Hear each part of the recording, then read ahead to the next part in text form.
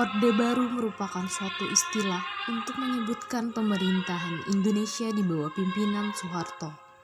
Lahirnya Orde Baru dilatar belakangi oleh runtuhnya Orde Lama. Tepatnya pada saat runtuhnya kekuasaan Soekarno dan digantikan oleh Soeharto. Orde Baru lahir pada saat dibacakannya surat perjanjian 11 Maret yang berisi tentang mandat yang diberikan oleh Soekarno kepada Soeharto untuk menggantikannya sebagai presiden.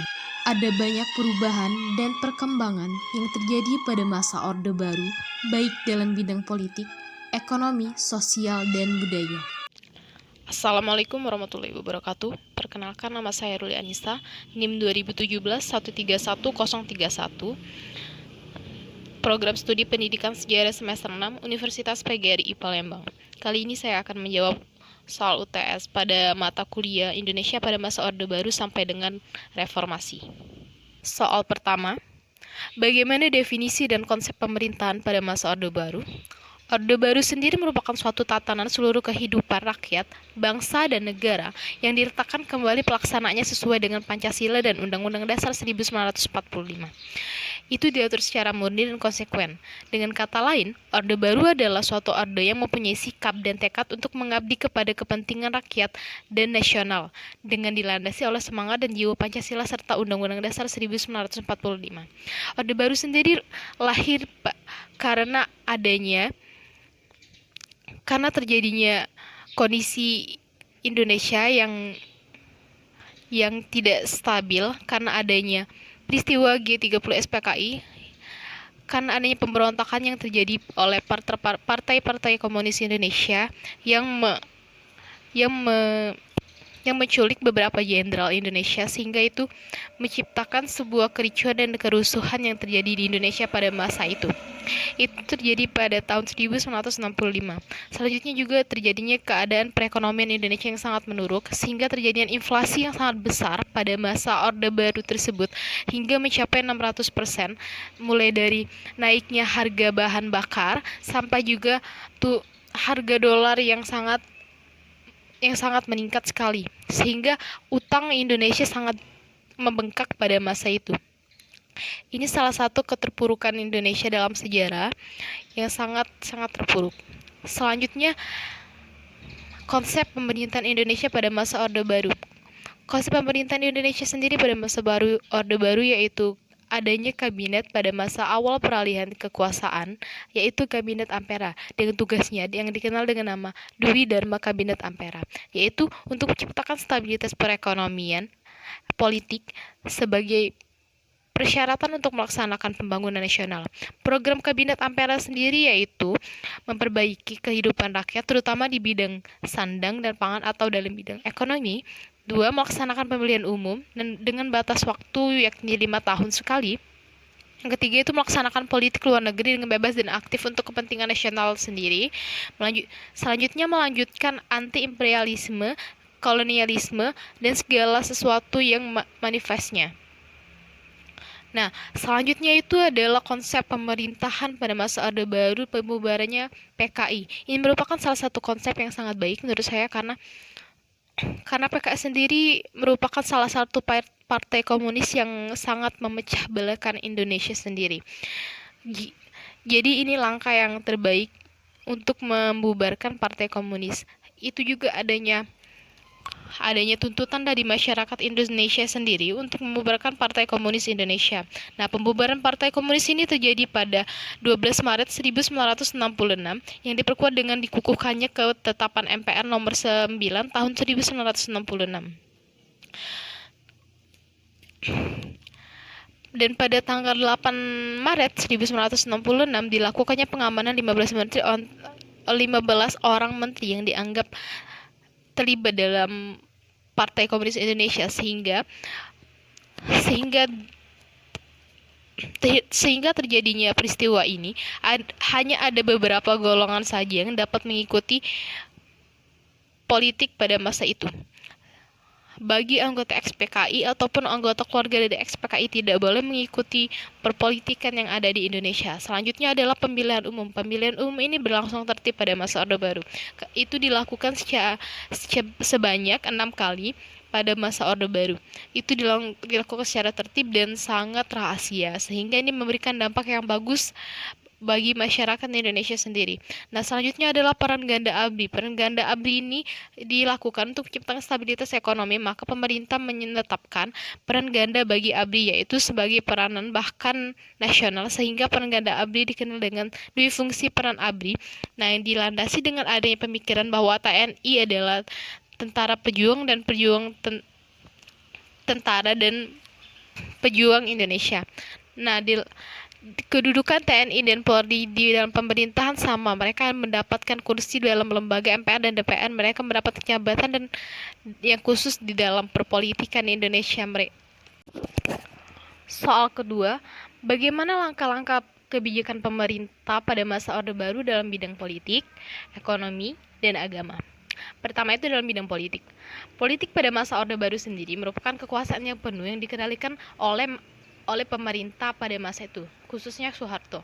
Kebijakan politik yang ditetapkan pada masa Orde Baru itu dilihat pada hak-hak berpolitik bagi ex-anggota PKI dan keluarganya yang tidak boleh mengikuti perpolitikan di Indonesia. Mereka dianggap golongan yang tidak boleh mengikuti perpolitikan Indonesia, sehingga pada masa itu golongan-golongan tertentu saja yang boleh mengikuti partai politik yang ada di Indonesia. Nah, Orde Baru memberikan kesempatan politik kepada golongan tertentu saja itu, sehingga ini memberikan dampak yang sangat bagus, sehingga anggota PKI sendiri tidak boleh mengikuti perpolitikan yang ada di Indonesia. Menjelang melaksanakannya, selanjutnya juga adanya pelaksanaan pemilu pada 6 kali pada masa Orde Baru. Menjelang pelaksanaannya pemilu pada tahun Orde Baru, jumlah partai politik dan pesertanya tidak terlalu banyak dan hasil pemilu tersebut diduduki oleh beberapa partai politik saya. Nah, selanjutnya adalah partai politik yang ada di Indonesia, yaitu yang kalau Islamnya itu partai NU, PSSI, PERTI, dan Partai Golkar, PNI, Partai Katolik, Partai Mubah, IPKI, dan Parkindo. Akan tetapi hanya Golkar saja yang tidak mempunyai fusi partai manapun. Nah, selanjutnya pada pemerintahan ekonomi Indonesia pada masa Orde Baru. Ekonomi Indonesia pada masa Orde Baru sangat mendominasi, sehingga meningkatkannya potensi dan kreasi unit ekonomi swasta. Pada pemula Orde Baru, program pemerintah berorientasi pada usaha penyelamatan ekonomi nasional, terutama pada usaha mengendalikan tingkat inflasi yang sangat membengkak pada masa Orde Baru. Penyelamatan keuangan negara dan pengamanan kebutuhan pokok rakyat itu adalah pertimbangan yang paling diutamakan oleh pemerintah pada masa Orde Baru. Karena pada masa Orde Baru sendiri terjadinya keinflasian yang sangat meningkat, sehingga ini meningkatkan beban pada Indonesia itu sendiri. Selain adanya hutang yang sangat membengkak, Indonesia juga memiliki masalah lain, yaitu naiknya harga pokok. Nah, oleh karena itu pemerintah harus memusatkan perhatiannya kepada ekonomi dengan cara menstabilitaskan dan merehabilitasi ekonomi Indonesia, melakukan pelaksanaan kerjasama dengan luar negeri, dan melakukan pembangunan nasional. Nah, pada saat pembangunan nasional ini, pemerintah melakukan program dengan nama Repelita. Nah, Repelita ini bertujuan untuk memperbaiki sandang dan pangan masyarakat Indonesia itu sendiri, sehingga tidak terjadinya kenaikan bahan bakar lagi dan tidak membuat masyarakat Indonesia tersiksa. Repelita ini dilakukan sebanyak 6 kali selama pada masa Orde Baru tersebut. Nah, selanjutnya dalam bidang agama. Dalam bidang agama sendiri, Islam menduduki hal yang paling penting. Hubungan antara Islam dengan pemerintah Indonesia di era pemimpin Soeharto ini berlangsung sangat baik, sehingga pada masa itu ada banyak partai-partai politik Islam menduduki perpolitikan Indonesia pada masa Orde Baru. Selain Islam juga ada agama-agama lain yang hidup dengan baik di Indonesia, seperti agama Katolik, Konghucu. Apa saja peristiwa pelanggaran HAM yang terjadi pada masa Orde Baru? Peristiwa pelanggaran HAM yang terjadi pada masa Orde Baru itu adalah pertama, penembakan misterius pada tahun 1981. Ini terjadi kepada orang-orang yang tidak, mereka, setiap orang melakukan pelanggaran akan ditembak secara brutal dan mayatnya akan ditinggalkan di jalan begitu saja. Ini merupakan salah satu program yang dilakukan pada masa Orde Baru yang tidak sesuai dengan pelanggaran HAM itu sendiri. Kedua adalah Talang Sari pada tahun 1984 sampai 1987. Ini adalah kebijakan yang responsif yang dinilai kontra yang diambil oleh Soeharto, karena kelompok-kelompok Islamnya yang dianggap ekstrim juga mengakibatkan meletusnya peristiwa Talang Sari. Akibatnya menghasilkan korban yang sangat banyak, yaitu 130 korban yang meninggal dan terjadinya pengusiran pemindahan penduduk secara paksa, sehingga terjadinya perampasan penduduk Indonesia itu sendiri. Yang ketiga itu adalah DOM Papua. Ini pemberlakuan ini dimaksud untuk menata perlawanan organisasi Papua atau Organisasi Papua Merdeka atau OPM. Kebijakan ini mengakibatkan terjadinya berbagai peristiwa yang timbul. Diperkirakan ada sekitar 500 orang yang ditahan dan kemudian hilang begitu saja, sehingga ini merupakan pro dan kontra terhadap masyarakat Papua itu sendiri. Selanjutnya adalah penculikan dan penganiayaan paksa pada tahun 1997 sampai 1998. Peristiwa ini terjadi tidak terlepas dari konteks politik pada peristiwa 27 Juli, yakni menjelang pemilihan umum pada tahun 1997 dalam sidang umum MPR 1998. Pada saat itu, wawancara pergantian Soeharto kerap disuarakan oleh para aktivis yang pro demokrasi, sehingga mereka yang menginginkan Soeharto itu lengser, terjadinya penculikan dan penghilangan secara paksa. Ini merupakan hal yang tidak sesuai dengan HAM di Indonesia itu sendiri.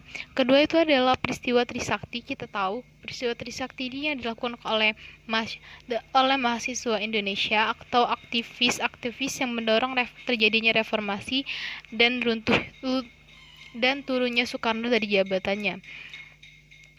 Selain terjadinya peristiwa Trisakti ini juga karena adanya krisis ekonomi dan maraknya korupsi, kolusi, dan nepotisme, sehingga peristiwa Trisakti ini terjadi. Tindakan yang responsif yang represif penguasaan melalui ABRI menyebabkan jatuhnya korban jiwa yang sangat banyak sekali, terutama ini yang dilakukan oleh para mahasiswa. Selain mahasiswa Trisakti sendiri, ada banyak mahasiswa yang terlibat pada peristiwa ini. Peristiwa ini adalah rangkaian kekerasan yang terjadi, penculikan dan penghilangkan secara paksa yang karena ketidakberdayaannya pemerintahan Soeharto dan tuntutan mahasiswa dan masyarakat untuk kekerasan yang terjadi pada masa pemerintahan Orde Baru ini sendiri. Pertanyaan keempat, bagaimana kronologis terjadinya reformasi pada tahun 1998? Pada tanggal 1 Mei, Menteri Dalam Negeri menyampaikan bahwa Presiden Soeharto memprediksikan bahwa Indonesia akan mengalami reformasi pada tahun 2003. Akan tetapi, pada tanggal 2 Mei, Presiden Soeharto meralat perkataannya dengan mengatakan bahwa reformasi bisa dimulai terjadi pada tahun ini. Hal ini karena Presiden Soeharto mengikuti saran internasional untuk memangsa subsidi energi. Hak ini menyebabkan harga minyak terjadinya kenaikan pada sandang dan pangan perekonomian Indonesia, dan juga terjadinya kenaikan dolar. Selanjutnya pada tanggal 3 Mei, Presiden mengumpulkan DPR guna untuk meralat kembali peraturan-peraturan yang dikeluarkan untuk menenangkan masyarakat. Pada tanggal 4 Mei, masyarakat Indonesia melakukan demonstrasi menolakkan kenaikan harga bahan bakar di Indonesia. Demonstrasi ini mayoritasnya terjadi di Medan, Bandung, dan juga Jogja. Pada tanggal 5 Mei, demonstrasi masyarakat masih terjadi terkait kenaikan harga bahan bakar yang masih menaik. Demonstrasi ini terjadi parah sampai terjadinya pemberontakan yang terjadi di beberapa daerah di Indonesia. Pada tanggal 9 Mei, Presiden Soeharto berangkat ke Mesir untuk menghadiri rapat konferensi tingkat tinggi. Pada tanggal 12 Mei, mahasiswa Trisakti diserang oleh aparat bersenjata saat ini yang melakukan konvoi damai ke kantor MPR dan DPR. Pada tanggal 13 Mei, mahasiswa di Jakarta datang ke Universitas Trisakti untuk menyampaikan bela sungkawanya kepada korban penyerangan yang terjadi. Namun, hal ini berakhir kembali dengan pemberontakan dengan aparat dan masyarakat atau massa dari mahasiswa itu sendiri. Pada tanggal 14 Mei, Presiden Soeharto melalui orang kepercayaannya berpidato di Mesir bahwa dia bersedia mundur menjadi presiden jikalau masyarakat Indonesia menginginkannya. Nah, pada saat yang sama di Indonesia, kondisi ini mulai tegang di mana-mana terjadinya kerusuhan dan penjarahan. Sedangkan pada saat itu Soeharto masih ada di Mesir. Pada tanggal 15 Mei, Presiden Soeharto datang ke Indonesia dan mendapatkan laporan kerusuhan yang terjadi. Dia juga membantah bahwa dia kemarin mengatakan bahwa akan mengundurkan dirinya sebagai presiden. Nah, pada tanggal 16 Mei, situasinya semakin mencekam dan banyak bendera-bendera Indonesia yang dirusak. Hal ini disebabkan oleh orang-orang dari luar negeri yang ingin segera pergi meninggalkan Indonesia. Mereka merasakan situasi yang buruk yang terjadi di Indonesia. Nah, selanjutnya pada tanggal 18 Mei, masyarakat Indonesia mendatangi kantor MPR atau DPR. Masyarakat mendesak agar MPR dan DPR melakukan sidang istimewa untuk menyuruh Soeharto mundur menjadi presiden. Pada tanggal 19 Mei, Soeharto memanggil tokoh-tokoh penting di Indonesia. Dia juga menolak untuk mundur dari jabatannya sebagai presiden. Akan tetapi dia bersedia untuk terpilih lagi sebagai presiden berikutnya. Ini sangat pro kontra dengan keinginan masyarakat Indonesia sendiri pada saat itu. Nah, pada tanggal 12 Mei, kantor MPR dan DPR makin ramai didatangi oleh masyarakat dan mahasiswa yang mendesak untuk Soeharto mundur dari jabatannya. Melihat situasi ini, 14 menteri keanggotaan kabinet menulis surat untuk tidak ikut dalam kabinet reformasi yang dirancanakan oleh Soeharto. Sehingga pada tanggal 21 Mei 1998, Soeharto mengumumkan mundur dari kursi presidennya dan naiknya B.J. Habibie sebagai Presiden ketiga Republik Indonesia. Nah, reformasi ini terjadi di Indonesia karena disebabkan oleh ketidakpuasannya masyarakat atau lebih tepatnya mahasiswa atas kebijakan Orde Baru. Hal ini semakin dipererat karena terjadinya aksi krisis moneter di Asia dan naiknya semua harga kebutuhan pasar dan bahan bakar pada masa Orde Baru. Pers juga tidak bisa menyuarakan kebebasannya untuk berpendapat dan mengeluarkan berita-berita di dalam masyarakat. Dan juga masyarakat dilarang untuk mendirikan organisasi-organisasi dan akan mendapat pengawasan dari pemerintah bagi orang-orang yang terlibat dan terkait dalam organisasi itu. Sehingga masyarakat mengalami kekang dan tidak bisa bergerak bebas pada masa Orde Baru ini. Apa saja faktor terjadinya reformasi yang terjadi pada tahun 1998? Faktor-faktor yang terjadi untuk terjadinya reformasi itu, pertama dalam bidang politik, partai politik golongan karya mendominasi bidang politik